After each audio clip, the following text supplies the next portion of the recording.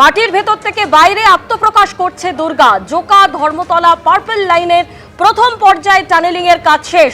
আমাদের প্রতিনিধি অরিত্রিক ভট্টাচার্য আমাদের সঙ্গে রয়েছেন। অরিত্রিক, 1 বছর আগে এই টানেল করার কাজ শুরু করেছিল দুর্গা, আর কিছুক্ষণের মধ্যেই মাটির ভেতর থেকে বাইরে আত্মপ্রকাশ করতে চলেছে দুর্গা। এক বছর বলতে গেলে ঠিক 1 বছর, এই 10ই জুলাই দিনই টিকিটপুরে সেন্ট থমাসের সাইট রয়েছে আরবিএনএল, সেখান থেকে এই দুর্গাকে কাজ শুরু করানো হয়। দুটি টানেল পাশাপাশি কাজ শুরু করে দুর্গা এবং দিব্যা। দুর্গা আজকে জুড়ে কাজ শুরু করেছিল, তার 1 মাস পরে দিব্যা কাজ শুরু করেছিল এবং এখনো পর্যন্ত যেটা জানা যাচ্ছে দিব্যা যে দ্বিতীয় টানেল সেটাও কিন্তু নির্দিষ্ট সময় এখানে ভিক্টোরিয়া এসে পৌঁছবে।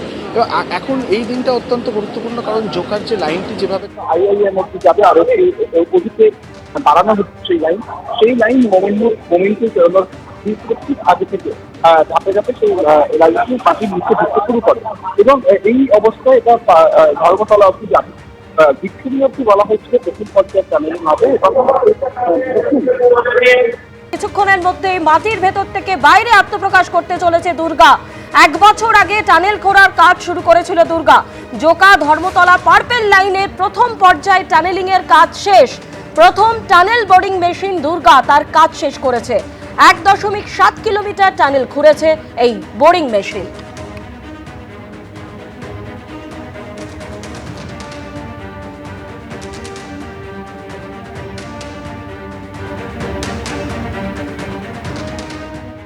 সকাল থেকে বৃষ্টি, স্ট্যান্ড রোডে ভেঙে পড়ল গাছ।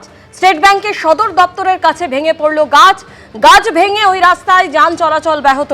এই মুহূর্তে আপনারা দেখতে পাচ্ছেন সেখানে গাছ সরানোর কাজ চলছে। সরাসরি আমাদের প্রতিনিধি সন্দীপ সরকার আমাদের সঙ্গে রয়েছেন। সন্দীপ, একদিকে বৃষ্টি পড়ছে, আমরা দেখতে পাচ্ছি এত বড় একটা গাছ এভাবে রাস্তা একেবারে বন্ধ করে দিয়েছে, অন্যদিকে যানজট, সব মিলিয়ে ঠিক কি পরিস্থিতি? দেখো, অফিস টাইম শুরু হয়েছে এবং তার মধ্যেই গুরুত্বপূর্ণ রাস্তা হাওড়ার দিকে যাওয়ার স্ট্যান্ড রোড তা কিন্তু বন্ধ রয়েছে। ঠিক যে জায়গায় গাছটা ভেঙে পড়েছে তুমি দেখতে পাবে, আমার পিছনে সেই গাছ রয়েছে। ঠিক ডান দিকেই ভারতীয় স্টেট ব্যাংকের যে আঞ্চলিক সদর দপ্তর, পাশেই নবমহাকরণ নিউ সেক্রেটারিয়েট বিল্ডিং, আর কিছুটা দূরেই কলকাতা হাইকোর্ট। অর্থাৎ একটা গুরুত্বপূর্ণ রাস্তা, সেই গুরুত্বপূর্ণ রাস্তা কিন্তু এই মুহূর্তে একদম অফিস টাইমে বিপর্যস্ত বলা যেতে পারে। যান চলাচল স্ট্যান্ড রোডের এই অংশে বন্ধ করে দেওয়া হয়েছে। যানবাহন ঘুরে এখান থেকে যানবাহন ঘুরে ফেয়ারলির দিক থেকে যানবাহন চলাচল করছে। মাঝের যে অংশটা হাইকোর্ট থেকে ফেয়ারলি প্লেস পর্যন্ত, মাঝের এই অংশ স্ট্যান্ড রোড বন্ধ রয়েছে। বুঝতেই পারছো, স্বাভাবিকভাবেই হাওড়া যাওয়ার এরকম গুরুত্বপূর্ণ রাস্তা অফিস টাইমে বন্ধ হয়ে যাওয়াতে যানজটের পরিস্থিতি তৈরি হয়েছে একটা অংশে শহরের। এই যে গাছটা পড়েছে তা মোটামুটিভাবে 1 ঘন্টা 40 মিনিট আগে হুড়মুড়িয়ে ভেঙে পড়ে। তখন এই গাছের নিচে একটি গাড়ি চাপা পড়ে গিয়েছিল। সেই গাড়িটিকে প্রথমে সরানো হয়, একটি ছোট পণ্যবাহী গাড়ি, যে পণ্যবাহী গাড়িটি এই গাছের তলায় চাপা পড়ে গিয়েছিল। ওই গাড়িতে যিনি চালক ছিলেন এবং যিনি সহকারী ছিলেন, চালক এবং সহকারীকে কোনো রকমে বের করা হয়েছে। গাছের ডালপালা কেটে সেই গাড়িটিকে আগে বের করা হয়, কিন্তু এই বিশাল গাছ সরাতে আরও বেশ খানিকটা সময় লাগবে তা বলাই যায়। এবং এই গাছ কাটার এবং গাছ সরানোর, ডালপালা সরানোর প্রক্রিয়া কিন্তু শুরু হয়েছে। এই মুহূর্তে আমরা দেখতে পাচ্ছি যে স্ট্যান্ড রোডের একটা বড় অংশ কিন্তু সম্পূর্ণভাবে বন্ধ করে দেওয়া হয়েছে। এখানে কোনো যানবাহন চলাচলের আর কিন্তু পরিস্থিতি নেই। তুমি দেখতে পাবে রাস্তার একদিকের অংশ, ফেয়ারলি প্লেসের দিকের অংশের ছবি দেখালাম। এবার কলকাতা হাইকোর্টের দিকের যে অংশটা রয়েছে, সেই কলকাতা হাইকোর্টের দিকের অংশের রাস্তাও কিন্তু সম্পূর্ণ বন্ধ রয়েছে। যেভাবে গাছটা ভেঙে পড়েছে একেবারে গোড়া থেকে উপড়ে গেছে বলা যায়। আমরা দেখতে পাচ্ছি যে যখন এই গাছের গুড়ি ভেঙে পড়ে সেই সময় রেলিংয়ের একটা বড় অংশ সেটাও ক্ষতিগ্রস্ত হয়েছে। রেলিংয়ের একটা বড় অংশ সহ এই গাছ কিন্তু ভেঙে পড়েছে এবং শুধু রেলিং উপড়ে যাওয়াই নয়, তার পাশাপাশি একটি বিদ্যুতের খুঁটি, লাইট পোস্ট, সেটাও কিন্তু বিপজ্জনকভাবে হেলে রয়েছে। ফলে শুধু গাছ সরানো নয়, যতক্ষণ না পর্যন্ত এখান থেকে এই লাইট পোস্টটি সেটিকেও আলাদাভাবে সিএসসির লোকজন এসে তাকেও একটা নিরাপদ জায়গায় সরাচ্ছেন, ততক্ষণ পর্যন্ত কিন্তু স্ট্যান্ড রোডের যান চলাচল বিঘ্নিত হবে সেটা বলার অপেক্ষা থাকে না। 1 ঘন্টা 40 মিনিট হয়ে গেল স্ট্যান্ড রোডে যান চলাচলকে এই অংশে বন্ধ রাখা হয়েছে।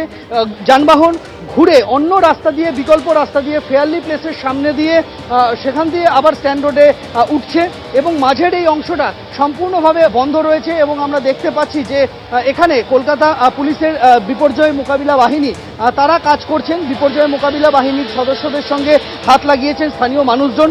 স্থানীয় মানুষজনই প্রথম এই গাছের নিচে যে গাড়িটি চাপা পড়ে গিয়েছিল তার চালক এবং সহকারীকে বের করে নিয়ে আসেন এবং তারপর থেকে একটা লম্বা সময় এই গাছ সরানোর কাজ চালানো হচ্ছে।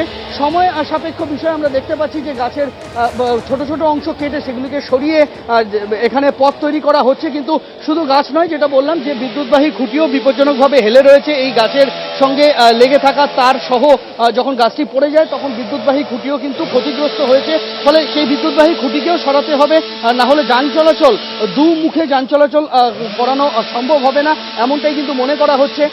বাড়তি কর্মী লাগানো হয়েছে কলকাতা পুরসভার যারা কর্মীরা রয়েছেন, কলকাতা পুরসভার কর্মীদেরও এখানে কাজে লাগানো হয়েছে। আমি আরেকবার এখান থেকে ফেয়ারলি প্লেসের দিকের অংশের ছবিটা দেখাবো। এই যেদিকে ছবি দেখছো এটা হচ্ছে কলকাতা হাইকোর্ট প্রান্ত, অন্য যে প্রান্তটা রয়েছে ফেয়ারলি প্লেসের দিকে, আর সেখানেও কিন্তু একই রকম ভাবে যান চলাচলকে বন্ধ রাখা হয়েছে। এর ঠিক পাশেই নবমহাকরণ অফিস টাইম শুরু হওয়ার মুখে, ফলে স্বাভাবিকভাবেই এখানে এই মুহূর্তে যান চলাচলের ব্যাপক প্রভাব পড়েছে। বেশ খানিকটা দূর থেকে অফিস যাত্রীদের পায়ে হেঁটে আসতে হচ্ছে এই অংশে, কেননা এখানে যানবাহন চলাচল করার মতো উপযুক্ত পরিস্থিতি আর নেই। এখানে কলকাতা পুলিশের টিম তারা কাজ করছে, বিপর্যয় মোকাবিলা বাহিনী। যেখান থেকে গাছের গুড়ি উপড়ে গিয়েছে, আমি সেই অংশের ছবিটা একবার দেখাবো। এইভাবেই কিন্তু রাস্তার ধারের যে ফুটপাথের রেলিং রয়েছে সেই রেলিং সহ গাছটি উপড়ে পড়ে এবং এইভাবেই রেলিং সম্পূর্ণভাবে বেঁকে রাস্তার মধ্যে চলে এসেছে এবং পরপর দুটি লাইট পোস্ট, সেই দুটি লাইট পোস্ট কিন্তু হেলে রয়েছে। এই লাইট পোস্টগুলিকে তাকে নিরাপদ জায়গায় নিরাপদ আকার না দিলে এখান দিয়ে যানবাহন চলাচল সেটাও কিন্তু বিপজ্জনক। পরপর দুটি লাইট পোস্ট সহ এই গাছটি এইভাবেই পড়েছে। তুমি দেখতে পাবে অফিস যাত্রীরা যারা রয়েছেন তারা কিন্তু পায়ে হেঁটেই আসছেন এখানে। যেটা আমি বলছিলাম যে অফিস টাইম শুরু হয়েছে, ফলে অফিস যাত্রীরা একেবারে সন্দীপ, তুমি যে কথা বলছিলে, তুমি ছবি দেখাতে থাকো। যে ছবি আপনাদের সামনে এই মুহূর্তে তুলে ধরছি, আপনারা দেখতে পাচ্ছেন স্ট্যান্ড রোডের মতো ব্যস্ত রাস্তা, ঠিক যে জায়গায় একেবারে অফিস টাইমে এত বড় একটা গাছ ভেঙে পড়েছে। এবং এই অফিস টাইম আপনারা জানেন স্ট্যান্ড রোডের ঠিক এই জায়গায় নিউ সেক্রেটারিয়েট বিল্ডিং থেকে শুরু করে একাধিক সরকারি অফিস রয়েছে এবং খুব কাছেই রয়েছে হাইকোর্ট। অন্যদিকে এই রাস্তা দিয়ে বহু মানুষ যারা হাওড়া থেকে এইদিকে আসছেন তারা যাতায়াত করছেন, বা কলকাতা থেকে হাওড়ার দিকে যারা যাচ্ছেন এই গুরুত্বপূর্ণ রাস্তা কিন্তু তারা ব্যবহার করেন। একেবারে অফিস টাইমে এইভাবে গাছ ভেঙে পড়ে রাস্তা বন্ধ হওয়াতে কিন্তু সকলেই সমস্যায় পড়েছেন। অন্যদিকে আপনারা দেখছেন যে গাছ কেটে রাস্তা পরিষ্কারের কাজ চলছে, কিন্তু বৃষ্টি চলছে, সমানে বৃষ্টি পড়ে যাচ্ছে। আবহাওয়া দপ্তরের পূর্বাভাস অনুযায়ী আজ সারাদিন বৃষ্টি হবে, সেই জায়গা থেকে কিন্তু কাজ করতে সমস্যা হচ্ছে। আবারও সরাসরি আমাদের প্রতিনিধি সন্দীপ সরকার আমাদের সঙ্গে রয়েছেন। সন্দীপ, স্ট্যান্ড রোডের মতো ব্যস্ত রাস্তা এই মুহূর্তে ঠিক এই পরিস্থিতি, সেক্ষেত্রে কি কোনো বিকল্প রাস্তা যাতে গাড়ি চলাচল করতে পারে, বিকল্প রাস্তার কি ব্যবহার করা হচ্ছে? দেখো, স্ট্যান্ড রোড থেকে এই সময় যানবাহন যে হাওড়ামুখী যে যানবাহন চলাচল, সেই হাওড়ামুখী যানবাহন চলাচল কিন্তু বিপর্যস্ত হয়েছে তা বলাই যায়। এই মুহূর্তে আমরা যেটা দেখতে পাচ্ছি যে সমস্ত যানবাহন চলাচল করছে সেগুলি ব্যাংশাল কোর্টের গা ঘেঁষে এসে স্ট্যান্ড রোডে পড়ছে এবং ব্যাংশাল কোর্টের গা ঘেঁষে স্ট্যান্ড রোডে পড়ে সেই যানবাহন সেখান থেকে হাওড়ার দিকে চলে যাচ্ছে। আর কোনো গাড়ি সেগুলি ফেয়ারলি প্লেসের সামনে দিয়ে এসে তারপর স্ট্যান্ড রোডে পড়ছে এবং তারপর সেগুলি হাওড়ার দিকে চলে যাচ্ছে।